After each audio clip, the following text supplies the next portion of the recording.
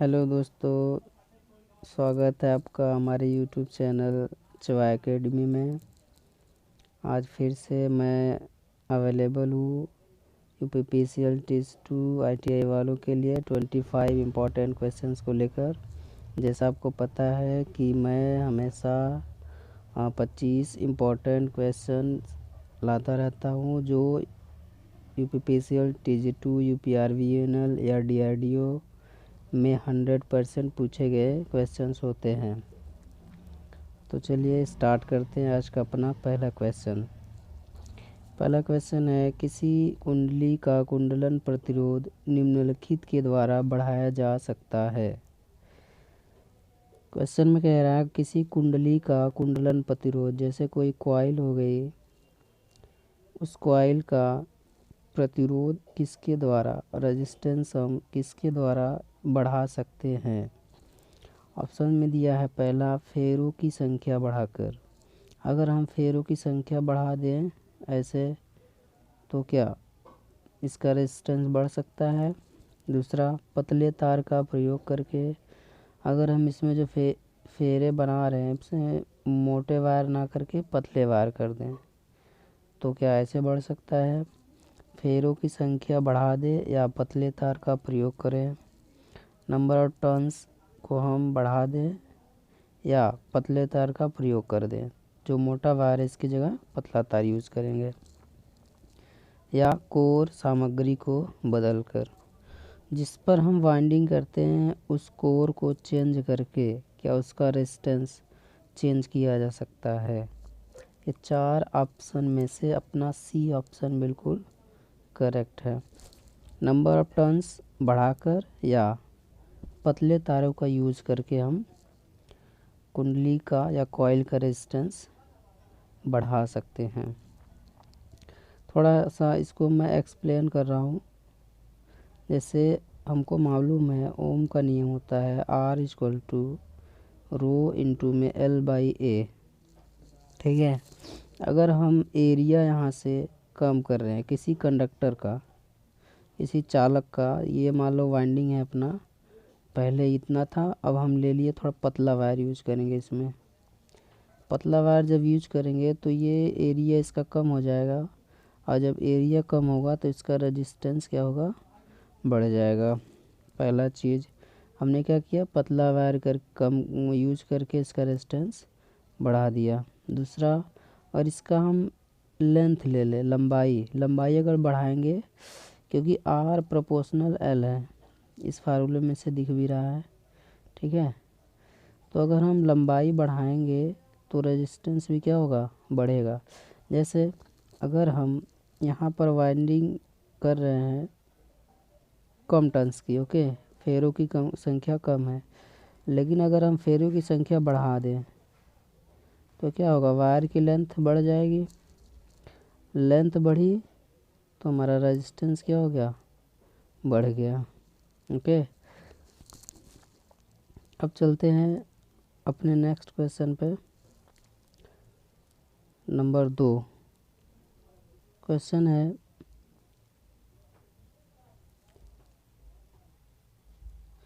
6 ओम के 3 प्रतिरोधक लगे हुए हैं जो एक त्रिभुज के रूप में लगा हुआ है, किन्हीं दो कोनों के बीच उसका प्रतिरोध क्या होगा। 6 ओम के 3 प्रतिरोधक हैं, रजिस्टर्स हैं, जो त्रिभुज के रूप में लगे हैं। जैसे 1 2 3 ऐसे हो गए। मान लेते हैं ABC कितने के हैं, 6 ओम के हैं, सब 6 ओम के हैं, ये भी 6 ओम का। ओके, तो पूछ रहा है कि किन्हीं दो कोनों के बीच में इसका प्रतिरोध क्या होगा, या तो AB के बीच में,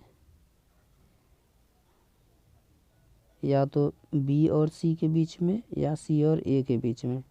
किसी भी दो कोनों के बीच में प्रतिरोध क्या होगा। तो सबसे पहले हम क्या करेंगे, हम ले लेते हैं A और B के बीच में, ज्ञात करेंगे किसके, A और B के बीच में टोटल प्रतिरोध। तो A और B, RAB के बीच में हम ज्ञात करेंगे टोटल रेजिस्टेंस कितना आ रहा है। ओके, उसके लिए ए और बी, आर ए बी निकालने के लिए हम देखेंगे, इसको छोड़ देंगे, ए और बी को छोड़ करके देखेंगे सामने वाले जो प्रतिरोध हैं वो सीरीज में है या पैरेलल में है। ओके, श्रेणी में या समांतर में। तो ए और सी के बीच में, ए और सी के बीच में और सी और बी के बीच में जो रेजिस्टेंस लगे हुए हैं, प्रतिरोधक लगे हैं, वो आपस में सीरीज में है। कैसे? मान लो ये पॉइंट ए हो गया। ओके, अब यहाँ से स्टार्ट कर रहे हैं, एक ये हो गया ए से सी के बीच में 6 ओम, फिर सी से बी के बीच में क्या है 6 ओम। ओके, तो यहाँ से धारा अगर जाएगी तो इसके लिए केवल एक रास्ता है, और आपको पता है जब केवल एक ही रास्ता हो तो क्या होता है, श्रेणी क्रम होता है। तो यहाँ 6 और 6 कितने हो गए 12 ओम, श्रेणी क्रम में है तो जुड़ जाएंगे 6 6 12। जैसे अगर हम इसको R1 मान लें और इसको R2 मान लें तो टोटल RT क्या हो जाएगा, R1 प्लस R2, तो 6 प्लस 6 बराबर 12 ओम। ओके, अब ये जब ये 6 ओम और ये 6 ओम आ गए कितने 12 ओम, तो इसके 12 ओम अगर इसका मैं नया सर्किट बनाऊंगा तो कैसे बनेगा, एक ऐसे बनेगा और एक ऐसे बनेगा। ओके, तो ये हो जाएगा 12 ओम और ये कितना है 6, तो ये दोनों आपस किस में है, पैरेलल में है, आपस में किसमें, पैरेलल यानी समांतर में है। तो समांतर का फार्मूला लग जाएगा, हम जानते हैं कि टोटल आर इक्विवेलेंट या टोटल आर टी बराबर होता है समांतर का फार्मूला R1 R2 बटा के R1 प्लस R2। ओके, ये इसका फार्मूला होता है। तो यहाँ पर रख देंगे R1 का मान क्या है 12 ओम गुणा R2 की वैल्यू कितना है 6 है, बटा 12 प्लस 6 कितना हो जाएगा 12 6 के 72 बड़ा 12 6 18। ओके, इसको डिवाइड कर देंगे 18 चौके 72, तो हमारा आर इक्विवेलेंट कितना आ जाएगा, टोटल रेजिस्टेंस कितना आ जाएगा 6 ओम। तो ये 6 ओम किसके किसके बीच में है, आर ए बी के बीच में है। तो आर ए बी बराबर ए आर इक्विवेलेंट, तो कितना आंसर आ जाएगा 6 ओम। ओके, तो अपना क्वेश्चन नंबर 2 का आंसर हो जाएगा 6 ओम। ऑप्शन बी बिल्कुल सही है। ओके, ऑप्शन बी सही है। आगे अपना नेक्स्ट क्वेश्चन है, दिए गए परिपथ में ए बी के पास समतुल्य प्रतिरोध क्या होगा। यानी पूछ रहा है कि अपना जो ए और बी चित्र में जो दिखाई दे रहा है, ए और बी के बीच में टोटल रेजिस्टेंस यानी कुल प्रतिरोध कितना होगा, ये पूछ रहा है। ओके, तो इसको कैसे सॉल्व करेंगे, 1 ओम और 1 ओम पहले देखेंगे किस में है, समांतर में या सीरीज में, और फिर ये 1 ओम और ये 1 ओम इसको भी देखेंगे समांतर में है या सीरीज में। अच्छा, समांतर और सीरीज चेक करने के लिए हम सबसे पहले मान लेंगे धारा। ठीक है, यहाँ से मान लेंगे कि ये धारा जा रही आई। ओके, ये धारा गई यहाँ तक, यहाँ से जाने के बाद एक इधर बट गया और एक इधर बट गया, यानी समांतर परिपथ है, ये दो जगह बट गया। अगर सीरीज होता तो केवल एक रास्ता होता इसका, लेकिन यहाँ पे दो रास्ता हो गया, तो ये दोनों क्या हो गए समांतर में। तो अपना ये किस में हो गया समांतर में, तो 1 ओम और 1 ओम किस में हो गए समांतर में। तो इसका समांतर वाला हम फार्मूला लगाएंगे 1 इंटू 1। ओके, 1 प्लस 1 कितना हो जाएगा 1/2। ओके, तो इसका पूरा कितना आ गया 1/2 ओम। ओके, और जब इसका 1/2 आ गया तो ये भी समांतर में है, इसका भी आ जाए कितना 1/2 ओम। तो जब 1/2 ओम आ रहा है तो और 1/2 दोनों क्या है सीरीज में हो जाएंगे। ओके, ये दोनों किस में हो जाएंगे सीरीज में से 1 2, ये हो जाएगा 1/2, ये हो जाएगा 1/2, तो तो दोनों को जोड़ देंगे। सीधा सीधा देख लेते हैं, ये आधा है और ये आधा है, आधा आधा अगर जोड़ेंगे तो कितना आता है, 1 आता है।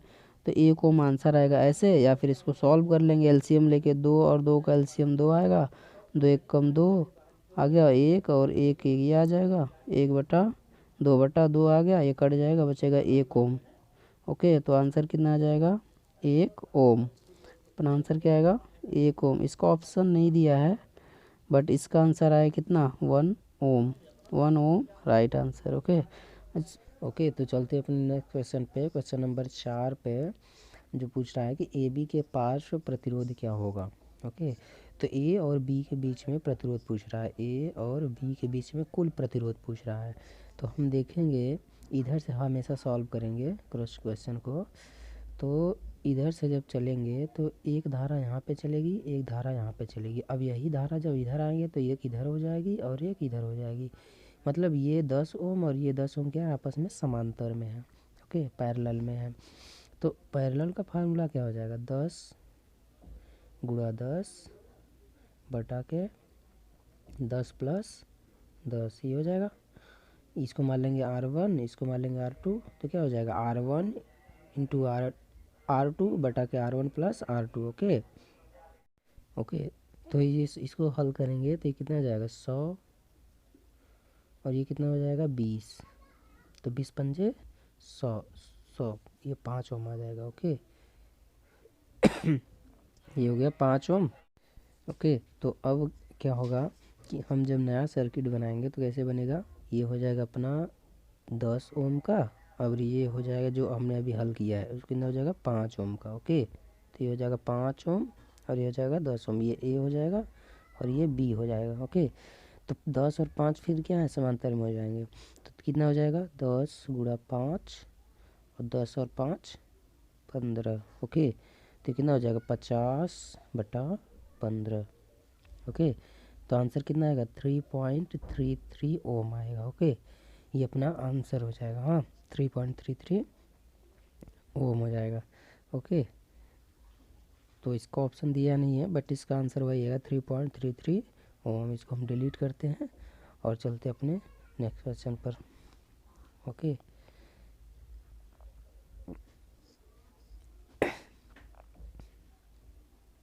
हमारा नेक्स्ट क्वेश्चन है, 0.3 एम्पियर की धारा प्रवाहित करने के लिए निम्नलिखित में से कौन सा प्रतिरोधक उपयुक्त होगा। तो इसको सॉल्व करने के लिए सबको एक बार हल करना पड़ेगा। Okay, A B C D को हल करेंगे, आंसर आ जाएगा।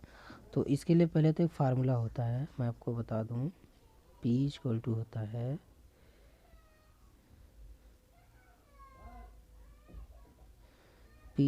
टू होता है I square R. Okay, I square R होता है यहाँ पे और यहाँ से हम ले लेंगे आई की वैल्यू, हमको निकाल ले रहे हैं क्योंकि पी की वैल्यू दिया हुआ है, आर की वैल्यू दिया हुआ है। हम डी वाले ऑप्शन के लेते हैं क्योंकि डी वाला सही है। ओके, तो डी वाले में पी की वैल्यू क्या दिया है, 9 वाट दिया हुआ है। पी की वैल्यू कितना है, 9 वाट, बराबर आई की वैल्यू हमको निकालना है, आर की वैल्यू कितने दें, 100 ओम।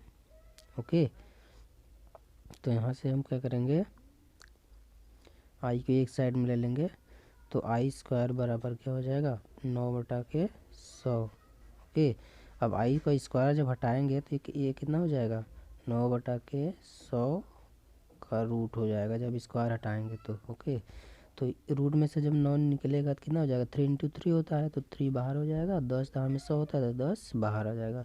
तो आई की वैल्यू कितना हो जाएगा, 0.3 एम्पियर। ओके, तो ये अपना आंसर आ जाएगा कितना, 0.3 एम्पियर। आंसर नंबर डी अपना बिल्कुल सही है। ओके, अब चलते हैं हम अपने और नेक्स्ट क्वेश्चन पे, क्वेश्चन नंबर 6 पे। किसी परिपथ में 3 समान मान के प्रतिरोध श्रेणी में 18 वोल्ट की सप्लाई से जुड़े हुए हैं। ओके, जिसमें 1 एम्पियर की धारा प्रवाहित हो रही है, प्रत्येक प्रतिरोध का मान क्या होगा। तो देखिए ये क्या कह रहा है, किसी परिपथ में 3 समान मान के प्रतिरोध है, ठीक है, 18 वोल्ट की सप्लाई से श्रेणी में जुड़े हुए हैं। श्रेणी में कैसे, ऐसे 1 2 3 ऐसे, और कितने वोल्ट के, 18 वोल्ट। ओके, 18 वोल्ट की सप्लाई से 3 प्रतिरोध जुड़े हुए हैं, R1, R2, R3, और सबका मान क्या है, समान है। कुछ भी हो क्या है, सब समान मान के। ओके, तो पूछ रहा है अभी इसमें धारा कितना प्रवाहित हो रहा है, 1 एम्पियर की धारा कितना है, 1 एम्पियर की धारा प्रवाहित हो रही है। ओके, तो पूछ रहा है इसमें कि प्रत्येक प्रतिरोध का मान कितना होगा। ओके, तो क्या करेंगे, सबसे पहले हम कि कुल रेजिस्टेंस निकाल लेंगे। कुल रेजिस्टेंस कैसे, R बराबर V अपान आई। वी की वैल्यू कितने दिया, 18 वोल्ट। आई की वैल्यू कितना है, 1 एम्पियर, तो 18 ओम आ जाएगा ये। ओके, टोटल प्रतिरोध कितना आ गया, 18 ओम आ गया। अब हमको निकालना है, 3 प्रतिरोध हैं, तीनों समान मान के हैं। ओके, तो हम क्या करेंगे, 18 में 3 का भाग दे देंगे। ओके, तो 18 में जब 3 का भाग देंगे तो 3 छके 18, कितना आ जाएगा, 6 ओम आएगा। ओके, तो प्रत्येक प्रतिरोध कितने ओम का होगा, 6 ओम का। अपना आंसर बी बिल्कुल सही है। ओके, बी वाला ऑप्शन बिल्कुल सही है। अब चलते हैं हम अपने अगले क्वेश्चन पे, क्वेश्चन नंबर। ओके, तो सीधा सीधा फार्मूला लगाएंगे, V equal to I R से, तो V equal to I into में R। ओके, तो V का मान पूछ रहा है, तो V का मान निकालने क्या करेंगे, I का मान कितना दिया है, 2 एम्पियर, और R का मान 220 ओम। तो इसको गुणा कर देंगे, कितना आ जाएगा ये, 22 दूना 44, 440 वोल्ट आएगा। कितना, 440 वोल्ट। तो अपना आंसर कितना हो जाएगा, 440 वोल्ट। आंसर नंबर ए बिल्कुल सही है। ओके, ए वाला बिल्कुल सही है। अब क्वेश्चन नंबर 9 पर चलते हैं हम।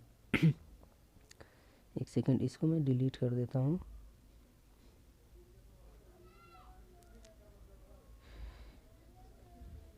ओके, क्वेश्चन नंबर 9 है, दिए गए परिपथ में धारा का मान क्या होगा। टोटल धारा की वैल्यू पूछ रहा है, आई की वैल्यू क्या होगी। उसके लिए हम क्या करेंगे, देखिए टोटल निकालने के लिए हमको टोटल रजिस्टेंस, देखिए केवल आई की वैल्यू होती है V अपान R होता है। ओके, V अपान R होता है। तो हमको टोटल रजिस्टेंस, सॉरी टोटल धारा निकालनी है, तो टोटल धारा के लिए टोटल वोल्टेज और टोटल रजिस्टेंस पता होना चाहिए। ठीक है, तो हमको टोटल वोल्टेज तो पता है 2 वोल्ट है। ठीक है, तो हमको निकालना है टोटल रजिस्टेंस। तो टोटल रजिस्टेंस निकालने के लिए क्या करेंगे, सर्किट में देखेंगे कि कौन सा सीरीज है कौन सा पैरेलल। ओके, तो यहाँ पर ध्यान से देखिए, ये वाला और ये वाला आपस में क्या है, सीरीज में है। ठीक है, तो 30 ओम 30 ओम कितने हो जाएंगे, 60 ओम। कितने हो जाएंगे, 60 ओम। तो और 60 और फिर ये वाला जो 30 ओम है, ये आपस में क्या है, समांतर में। तो 60 और 30 क्या हो जाएंगे, समांतर में हो जाएंगे। ओके, तो 60 गुणा 30 बटा 60 और 30 90। ओके, तो ये हो जाएगा कितना, ये से कैंसिल हो जाएगा, ये हो जाएगा 180 बटा के 9, ये कट जाएगा, आ जाए कितना, 20 ओम। कितना गया, 20 ओम। तो इसकी वैल्यू यहाँ पे रखेंगे, V की वैल्यू दी हुई है कितनी, 2 वोल्ट, तो ये हो जाएगा 2, और R की वैल्यू कितनी आई, 20 ओम। तो देख कम 2 और 2 दहा में 20, 1/10 ओम। ओके, ये अपना आंसर आएगा 1/10 ओम। 1/10 ओम आंसर आएगा, बिल्कुल राइट आंसर है। ओके, चलते हैं अपने अगले क्वेश्चन पे। क्वेश्चन नंबर 10 पे है, 3 प्रतिरोध R1, R2, R3 समांतर में जुड़े हुए हैं। ठीक है, जिसमें R1 बड़ा है R2 से और R2 बड़ा है R3 से। यदि एक प्रतिरोध R4 इनके समांतर में जोड़ दिया जाए तो कुल प्रतिरोध क्या होगा। देखिए, इसमें सबसे छोटा अपना जो प्रतिरोध है R3 है। ओके, तो समांतर में प्रतिरोध क्या होता है, जो सबसे छोटा प्रतिरोधक होता है उसी से कम होगा पूरा टोटल मान। अगर RT निकालेंगे हम, अगर RT निकालेंगे समांतर का, तो समांतर का RT क्या होता है, टोटल रेजिस्टेंस। टोटल रेजिस्टेंस समांतर में क्या होता है कि जो सबसे छोटा रेजिस्टेंस होता है उससे भी छोटा मान आता है, किसका, RT का, या टोटल रेजिस्टेंस। जैसे अगर 3 प्रतिरोध समांतर में लगे हुए हैं, 1 2 3। ओके, और यहाँ पे कह रहा है ये जो R3 है, ये जो R3 है ये सबसे छोटा है, इससे भी छोटा है, इससे भी छोटा है। ओके, तो अगर तो हम टोटल रेजिस्टेंस, अगर यहाँ पर एक और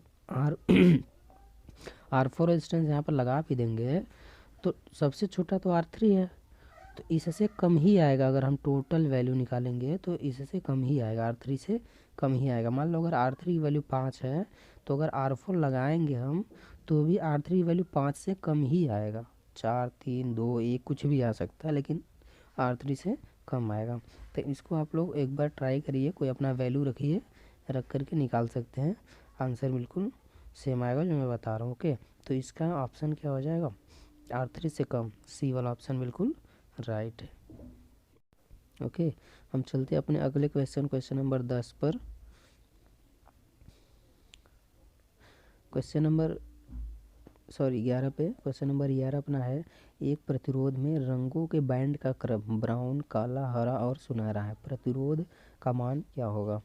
ओके, तो सबसे पहले कलर कोड का मान निकालने के लिए हमको एक फार्मूला होता है जिसको याद करना पड़ेगा। ओके, तो इसका क्या फार्मूला होता है, B Roy Great Britain very good wife. Okay, तो ये इसको इसको क्या पढ़ेंगे, बी से ब्लैक, फिर बी से ब्राउन, आर से रेड, ओ से ऑरेंज, वाई से येलो, जी से ग्रीन, और बी से हो जाएगा ब्लू। ओके, और वी से हो जाएगा वायलट, और जी से ग्रे, और डब्ल्यू से वाइट हो जाएगा। तो सबका वैल्यू होता है, इसका 0, इसका 1, इसका 2, इसका 3, 4, 5, 6, 7, 8 और 9, ऐसे करके सबका मान होता है। ओके, तब यहाँ पर हम देखेंगे ब्राउन का कितना, पहला कलर क्या है, ब्राउन है। ओके, पहला कलर अपना क्या है, ब्राउन है। तो ब्राउन का हम देखेंगे कितना दिया हुआ है, 1। ओके, फिर दूसरा क्या है, काला, काला का क्या हो जाएगा, 0। ओके, और तीसरा क्या कलर क्या है, हरा, हरा मतलब ग्रीन, ग्रीन के लिए क्या है, 5 है। ओके, तो ग्रीन के लिए 5 है, तो 5 10 घाते 5 का गुणा करेंगे, 10 घात 5 का क्या करेंगे, गुणा करेंगे। ओके, तो ये 10 घात 5 हो गया, और एक 0 ये है, तो कितना हो जाएगा, 10 घात 6 ओम आएगा इतना। ओके, और ये सुनहरा दिया है, सुनहरा मतलब गोल्ड, गोल्ड का कितना होता है, +-5% टॉलरेंस होता है। ओके, तो ये 10 घात 6 मतलब 1 मेगा, 1 मेगा ओम, +-5%, 10 घात 6 मतलब 1 मेगा होता है। ओके, तो अपना आंसर कौन सा हो जाएगा, डी, 1 मेगा ओम +-5% टॉलरेंस हो जाएगा। अच्छा, कुछ लोग सोच रहे होंगे कि 10 का ये अपना +-5% कहाँ से आ गया। तो देखो, तो गोल्ड के लिए जो अपना टॉलरेंस होता है +-5% होता है। अगर सिल्वर है तो उसके लिए हो जाएगा, अगर सिल्वर है तो +-10% हो जाएगा। ओके, और अगर नो कलर है, अगर कोई कलर नहीं दिया हुआ है तो उसके लिए क्या हो जाएगा, +-20%। ओके, तो ये हो जाएगा अपना टॉलरेंस का मान। ठीक है, ये था अपना टॉलरेंस का मान, जिसको आप लोग याद कर लीजिए, बहुत इंपॉर्टेंट है। ओके, एग्ज़ाम में हमेशा पूछे जाते हैं ऐसे क्वेश्चंस। अब चलते हैं हम अपने अगले क्वेश्चन नंबर 12 पे। दो प्रतिरोध R1 R2 समांतर में सप्लाई से जुड़े हैं, R1 का मान R2 से 4 गुना है, R1 में कितना धारा प्रवाहित होगी। ठीक है, तो देखिए यहाँ पे क्या दिया, दो प्रतिरोध R1 R2 क्या है, समांतर में सप्लाई से जुड़े हुए हैं। ओके, तो R1 का मान R2 से क्या है, ज़्यादा है, कितना, 4 गुना है। R1 में कितना धारा प्रवाहित होगा, देखो, जब R1 का मान R2 से 4 गुना ज़्यादा है, ठीक है, R1 का मान कितना है, R2 से 4 गुना क्या है, ज़्यादा है, तो क्या पूछ रहा है, R1 में कितनी धारा प्रवाहित होगी। जब हम जानते हैं कि R = होता है V/I, मतलब अगर R बढ़ेगा तो धारा क्या हो जाएगी, कम हो जाएगी। यहाँ पर देखिए R1 4 गुना बढ़ रहा है, तो धारा क्या होगी, 4 गुना कम हो जाएगी। ठीक है, तो हम क्या आंसर देंगे इसका, R2 का चौगुना हो जाएगा, कितना, R2 से एक चौथाई, चौगुना नहीं एक चौथाई, इसमें धारा कितनी R2 की एक चौथाई, ऑप्शन नंबर बी। मतलब R2 का एक चौथाई करंट प्रवाहित होगी इसमें। ओके, तो अपना आंसर बी हो जाएगा। अपने अगले क्वेश्चन नंबर 13 पे चलते हैं। या मैं 12 और 13 थोड़ा मिस्टेक है इसमें, 12 के बाद 13 आना चाहिए, 12 ही है, चलो कोई बात नहीं है। अगले अगले क्वेश्चन पर चलते हैं। डीसी कैसा होता है? ओके, पूछ रहा है डीसी कैसा होता है। डीसी मतलब डायरेक्ट करंट। ओके, डीसी मतलब डायरेक्ट करंट। तो डायरेक्ट करंट क्या होती है? धारा दोनों दिशा में प्रवाहित होती है, सिर्फ एक दिशा में प्रवाहित होती है, धारा की दिशा समय के साथ बदलती है, डी ऑप्शन कोई नहीं। तो डीसी में क्या होता है? धारा सिर्फ एक दिशा में प्रवाहित होती है। ओके, धारा जो है सिर्फ एक दिशा में, डीसी मतलब डायरेक्ट करंट। ये इसका ग्राफ ऐसे होता है, ये सिर्फ एक दिशा में धारा प्रवाहित करता है। ओके, ये टाइम हो गया, ये अपना करंट हो गई। तो धारा सिर्फ एक दिशा में प्रवाहित होती है। ओके, ठीक है, तो अपना आंसर क्या हो जाएगा? Option number B. अब चलते हैं अगले क्वेश्चन पर। धुओं, अम्ल, क्षार इत्यादि का असर किस पर नहीं पड़ता है? तो ये अपना आंसर हो जाएगा D option, lead sheathed wire. Lead sheathed wire पे धुआं, अम्ल, क्षार इत्यादि का कोई असर नहीं पड़ता है। अगला क्वेश्चन नंबर 14 है। दो तार आर प्रतिरोध के हैं जिन्हें समांतर में जोड़ा गया है। यदि R/2 का प्रतिरोध इनके सीरीज में जोड़ दिया जाए तो कुल प्रतिरोध का मान क्या हो जाएगा? देखो, दो तार क्या है? समांतर में है। कितना? आर प्रतिरोध के।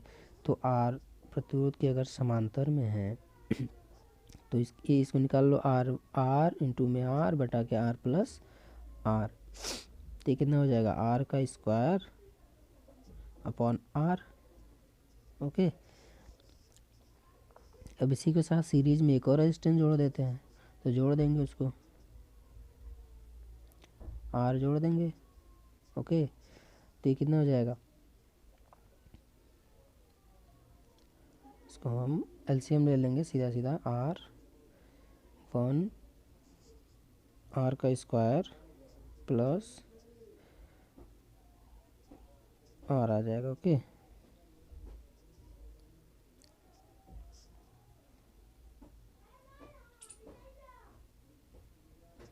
ये कैंसिल हो जाएगा, 2R का स्क्वायर अपॉन आर। आर एक आर कैंसिल, तो आंसर आ जाएगा कितना? 2R। अपना आंसर कितना आएगा? 2R। तो ऑप्शन नंबर बी बिल्कुल सही है। ओके, अगले क्वेश्चन पर चलते हैं।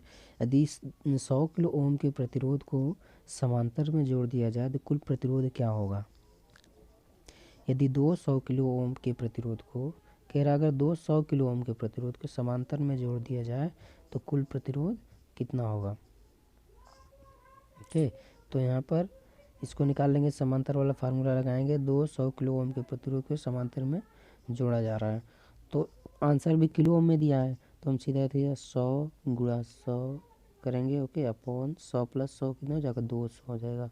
तो ये कैंसिल, ये कैंसिल, ये कैंसिल, ये कैंसिल हो गया, तो 2 50 100 हो जाएगा, तो 50 ओम आएगा अपना आंसर। ठीक है, 50 किलो ओम आएगा अपना आंसर। ऑप्शन नंबर ए बिल्कुल सही है, 50 किलो ओम।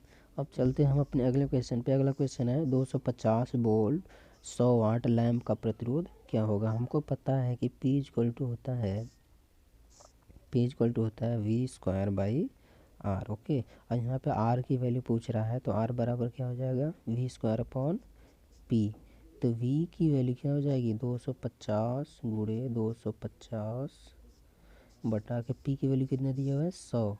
ओके, तो ये कैंसिल, ये कैंसिल, ये कैंसिल, ये कैंसिल, और 25 का गुणा 25 में करेंगे तो कितना आंसर आएगा? 625 ओम। ओके, तो अपना आंसर आ जाए कितना? 625 ओम। ऑप्शन ए दिया है 200 ओम है, और ऑप्शन बी दिया हुआ है 625 ओम। तो अपना आंसर कितना आ जाएगा? 625 ओम। हम चलते अगले क्वेश्चन पर। 17 नंबर, आर प्रतिरोध वाले प्रतिरोधकों के कितने संयोजन बनाए जा सकते हैं? आर प्रतिरोध वाले प्रतिरोधकों के कितने संयोजन बनाए जा सकते हैं? अच्छा, आर प्रतिरोध वाले कितने प्रतिरोधक हैं ये नहीं दिया यहाँ पे। ठीक है, क्वेश्चन का मिस्टेक है यहाँ पे। अगर आर प्रतिरोध वाले प्रतिरोधकों के कितने प्रतिरोध लगेंगे ये नहीं बताया इसमें, ठीक है। तो यहाँ पर अगर 3 प्रतिरोध होंगे, जैसे आर मान के, मैं मान लेता हूँ आर मान के कितने प्रतिरोध हैं, 3 प्रतिरोध हैं। अगर आर मान के 3 प्रतिरोध हैं तो उनके 4 संयोजन बनेंगे। ओके, ऑप्शन नंबर बी बिल्कुल सही है। अगला है 4 समान प्रतिरोधकों को पहले समांतर फिर सीरीज में जोड़ा जाता है। पहले संयोजन का परिणामी प्रतिरोध दूसरे सीरीज के परिणामी प्रतिरोध का कितना गुना होगा। ओके, 4 समान प्रतिरोधकों को पहले समांतर में फिर सीरीज में जोड़ा जाता है। तो 4 समान प्रतिरोध है, अगर मैं उसको पहले समांतर में जोड़ूंगा तो इसका आंसर आ जाएगा सीधा सीधा R/4। ओके, क्योंकि अगर समांतर में समान मान के प्रतिरोध हैं तो उसके लिए फार्मूला होता है R/N। तो N क्या होता है, कितने प्रतिरोधक लगे हुए हैं, 4 हैं तो N बराबर 4 रखेंगे तो आंसर आ जाएगा R/4। अब सीरीज में जोड़ेंगे तो 4R आ जाएगा, ठीक है। R1 plus R2 plus R3 plus R4 और R1 R2 R3 4 का मान कितना है, R है, तो 4R आ जाएगा, ठीक है। अब क्या पूछ रहा है, पूछ क्या रहा है, पहले संयोजन का परिणामी दूसरे संयोजन के परिणामी प्रतिरोध कितना होगा। तो इसको हम निकालेंगे R1 बटा के R2 करेंगे, ठीक है। तो R1 की वैल्यू कितना है, R1 मतलब जो पहला संयोजन था समांतर का, कितना R/4 है। इसको लिखेंगे R/4 अपॉन सीरीज का कितना हो जाएगा, सीरीज कितना हो जाएगा 4R। ओके, तब इसको हल करेंगे हम, हल करेंगे अगर तो क्या हो जाएगा, इसको वहाँ पे 1 ले लो, नहीं समझ में आ रहा तो ये हो जाएगा ऊपर चला जाएगा, तो ये हो जाएगा R और ये हो जाएगा नीचे, ये वाला यहाँ पे गुणा हो जाएगा, 4 चौके 16R हो जाएगा, 16R। तो ये R कैंसिल, 1/16 आंसर आएगा, ठीक है। 1/16 आंसर आएगा। तो इसका आंसर कितना आ जाएगा, 1/16। ए ऑप्शन बिल्कुल सही है। ओके, अपना ए ऑप्शन बिल्कुल सही है। हम चलते अपने अगले क्वेश्चन पर। 3 ओम के प्रतिरोधकों को एक त्रिभुज के रूप में जोड़ा गया है, किन्हीं दो कोनों के बीच प्रतिरोध क्या होगा। सेम क्वेश्चन एक ऊपर मैंने बताया था आपको, वैसा ये क्वेश्चन है। 3 ओम के प्रतिरोधक हैं जो एक त्रिभुज के रूप में जोड़े गए, किन्हीं दो कोनों के बीच में क्या पूछ रहा है, प्रतिरोध पूछ रहा है। जैसे मान लो 1 2 और ये अपना 3, 3 ओम 3 ओम 3 ओम, सभी 3 ओम के हैं। तो किसी एक कोण के बीच में, चाहे इसके चाहे इन दोनों के चाहे इन दोनों के बीच में कहीं भी आप निकाल लो, सभी जगह क्या होगा, समान ही आएगा आंसर, ठीक है। तो इसके लिए मान लो हम इसके और इसके बीच में निकाल रहे हैं, तो ये 3 ओम और ये 3 ओम किस में हो जाएंगे, सीरीज में, श्रेणी में हो जाएंगे। तो 3 3 कितना हो जाएगा 6, और 6 और 3 किस में हो जाएंगे, पैरेलल में। तो 6 3 18, 6 गुणा 3 करेंगे और फिर 6 जोड़ देंगे, 6 3 9, तो 18/9, तो 9 दूना के 18, 2 ओम आंसर आएगा इसका, ठीक है। अपना आंसर क्या आ जाएगा, 2 ओम। 2 ओम बिल्कुल सही आंसर है। ओके, तो अपना पहला वाला आंसर बिल्कुल सही है, 2 ओम। अगला क्वेश्चन है नंबर 20 का। सोल्डर निम्नलिखित की मिश्र धातु है। सोल्डर मतलब किससे बना हुआ होता है, ठीक है। तो सोल्डर जो होता है अपना टिन और लेड का मिक्स होता है। ओके, टिन और लेड का मिक्स होता है। ओके, 40-60 का रेशियो होता है। अगला है अपना 21 नंबर, किसी तार का प्रतिरोध निम्नलिखित के व्युत्क्रमानुपाती होता है। तार का प्रतिरोध किसके व्युत्क्रमानुपाती होता है। ओके, तो जैसे हम जानते हैं, अगर हम प्रतिरोध वाला फार्मूला देखेंगे R बराबर रो इंटू में L/A से, तो किसके व्युत्क्रमानुपाती, एरिया के, तो एरिया के व्युत्क्रमानुपाती। ऑप्शन नंबर ए बिल्कुल सही है। अगला है, एक बंद परिपथ में सभी विभव का बीजगणितीय योग शून्य होता है, यह नियम क्या कहलाता है। तो यह नियम किरचॉफ का दूसरा नियम। ओके, किरचॉफ का पहला नियम क्या है, करंट से रिलेटेड है, और दूसरा क्या है, वोल्टेज से या विभव से रिलेटेड है।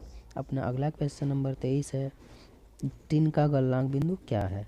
टिन का गलनांक बिंदु क्या होता है। Okay, 232 degree Celsius, 500 degree Celsius, या फिर 400 डिग्री सेल्सियस, या 300 डिग्री सेल्सियस। ओके, तो इसका आंसर आ जाएगा अपना कितना होता है, 232 degree Celsius. Okay, 232 degree Celsius. अगला है क्वेश्चन नंबर 24 है, विशिष्ट प्रतिरोध का मात्रक क्या है? तो विशिष्ट प्रतिरोध का मात्रक निकालने के लिए क्या करेंगे हम, यहाँ पे फार्मूला लिखेंगे R बराबर रो इंटू एल बाई ए। रो क्या है? विशिष्ट प्रतिरोध है, तो इसको निकालेंगे। रो बराबर आर ए बाई एल, तो आर का मान ओम हो जाएगा, ए का मान मीटर स्क्वायर हो जाएगा, एल का मान मीटर हो जाएगा, तो ये इससे कैंसिल, आंसर क्या आ जाएगा? ओम मीटर। ठीक है, तो अपना आंसर क्या हो जाएगा? ओम मीटर। ओम मीटर ऑप्शन नंबर बी है, बिल्कुल राइट ऑप्शन है। तो ये थे आज के 25 क्वेश्चंस। ओके, मैंने बिल्कुल क्लियर करके सभी क्वेश्चन को सही से समझाया है। कोई भी ऐसा टॉपिक या इसमें क्वेश्चन जो आपको ना समझ में आया हो, प्लीज़ हमको कमेंट करें और बताएं, मैं आपको डाउट पूरा दूर करने की कोशिश करूँगा। धन्यवाद।